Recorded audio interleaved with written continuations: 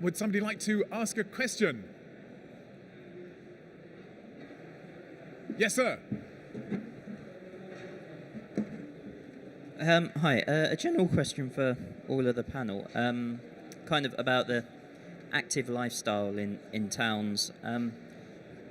Part of my experience, life experience, half the week I look after my young child at home, and over the winter time it's too cold and wet to go outside to parks, so I kind of take him down to the local library.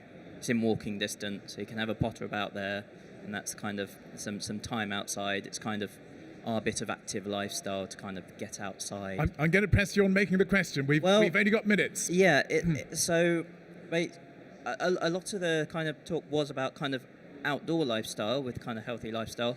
What are the panel's kind of thoughts and experiences about, in a sense, kind of supporting indoor active lifestyle when the weather is too cold and wet? Right. Anybody like to answer that? Indoor sporting lifestyles in inclement weather. I will have a go. So as part of the active design principles, they talk about active buildings. I know that probably isn't quite with your experience, but the principles look at how to increase activity, especially in people's workplaces.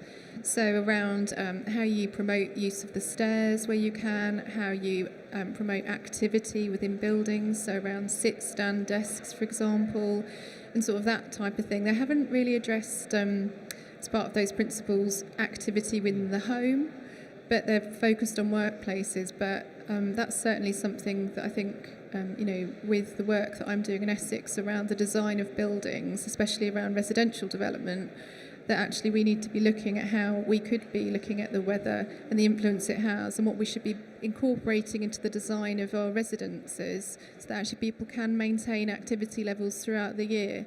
So although I don't have an answer for you, I would like to take that back, because I do think that you're absolutely right, and that's something that we probably haven't considered as much as we need to. So it's a really great, thought-provoking question, so thank you.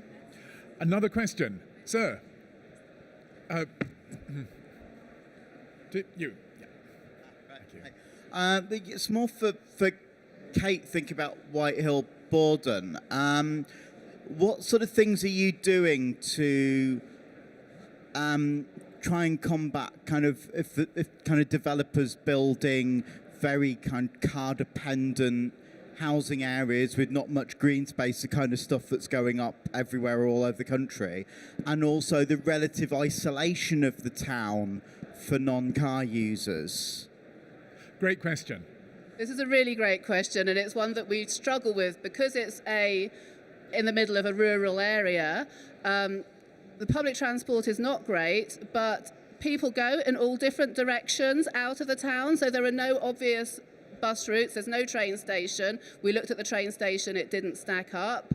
So yeah, it is a real problem, and the first barracks plot that was developed, on the commercial side, we limited the amount of car spaces, and that means that it can't be let. So we are having to re-look at that. It's not something that we've resolved yet. We were an eco-town. We thought we were going to need very few car spaces. But the reality of living in rural Hampshire is that if you don't have two cars as a family, you're very limited for everything. Yes, it's a challenge that we haven't resolved yet. Sorry. I think that's an excellent question, because it is a fault line that runs through the entire planning system. The RTPI study, location of development, found that less than 20% of the housing units examined, this is over 200,000, less than 20% were built within walking distance of a railway station. And this year, or last year, late last year, we had the report by Transport for New Homes that stressed how much new development is taking place where car dependence is built in.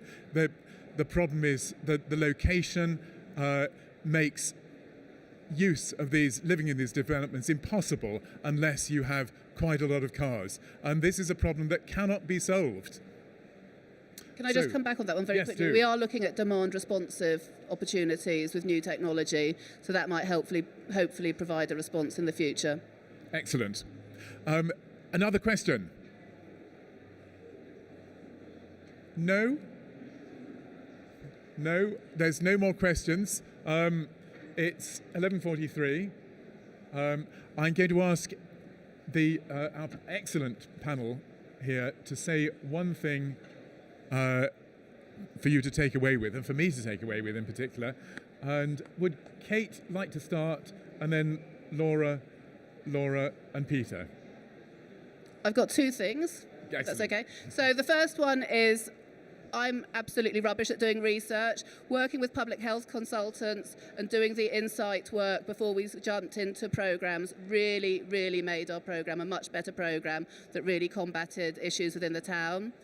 And then the second one is partnership working. The strength of our program was a number of different partners who would not normally work together, such as NHS and developers and third sector organisations and RSLs.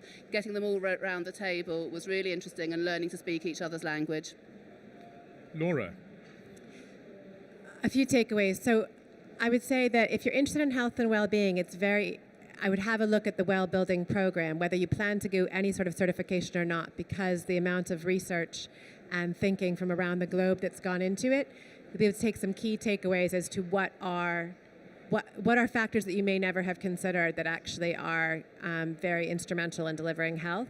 And then at a community standard, I would say you just have to think about the invisible as well as the visible, and it's very easy to default to active transport and trees, but there are many other factors at play. Social networks are huge, a lot of the other factors that have been raised, and ongoing management is very important, not just what you put in the ground initially.